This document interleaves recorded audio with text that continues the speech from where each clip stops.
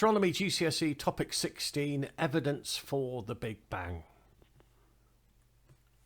So, a while ago, when the universe was about 300,000 years old, our baby universe, it was much, much hotter than it is now. It was a lot denser, it was smaller, and very importantly, it was more uniform.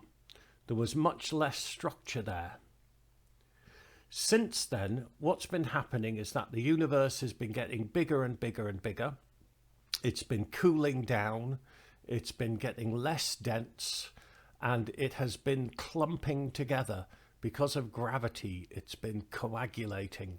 So now we have these galaxies full of stars and then big massive spaces in between them. Okay, now something important happened when the universe was about 300,000 years old. It got cold enough, I mean it was still ridiculously hot, but it got cold enough for the very first atoms to form.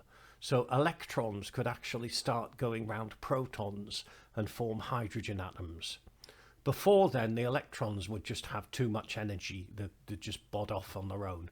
But when it cooled down enough, we got the very, very first atoms.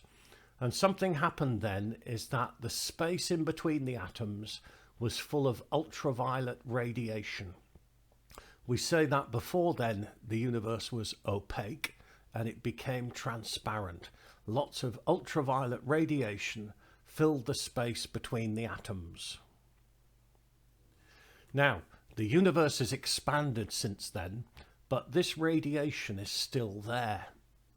Okay, and you can detect it in every direction. If you point a detector in any direction, there is a very faint glow of radiation.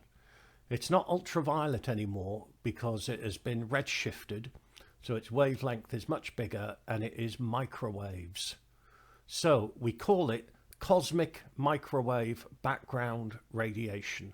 Cosmic, it's in space in every direction. It's microwaves and it's in the background, CMB radiation. It was actually discovered by accident by two American astronomers, Penzias and Wilson, discovered CMB by accident, although its existence was predicted before then. The intensity of CMB has been measured very accurately. There's been several satellites have been sent up. The first one was called COBE. Then there was one called WMAP, the Wilkinson Microwave Anisotropy Probe, I think it is. Since then, another one's been sent up called the Planck satellite to measure CMB. And this is basically telling us what the universe was like when it was very, very young. And what it does tell us is that the universe wasn't perfectly uniform. Some parts were a little bit hotter than other parts. So the universe had hot spots. It already had some structure. A structure was beginning to form. Matter was starting to coagulate together due to gravity.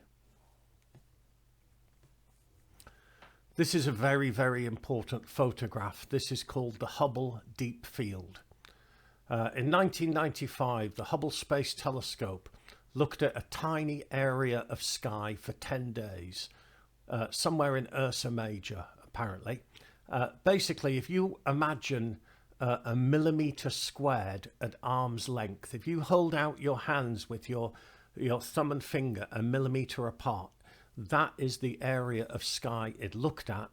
And what it saw was about 3,000 galaxies. In this tiny, tiny little area of sky, 3,000 galaxies at various stages of evolution. Okay, the oldest galaxies were further away, the younger galaxies were closer to us. And the distribution of the galaxies and the evidence that they are evolving is very good evidence for the Big Bang model. So this picture supports the Big Bang model, as we can see the different types of galaxies and we can look at their evolution through time since the Big Bang. And the ages and distances of the oldest observed galaxies, i.e. quasars, which we've talked about, also agrees with the Big Bang model.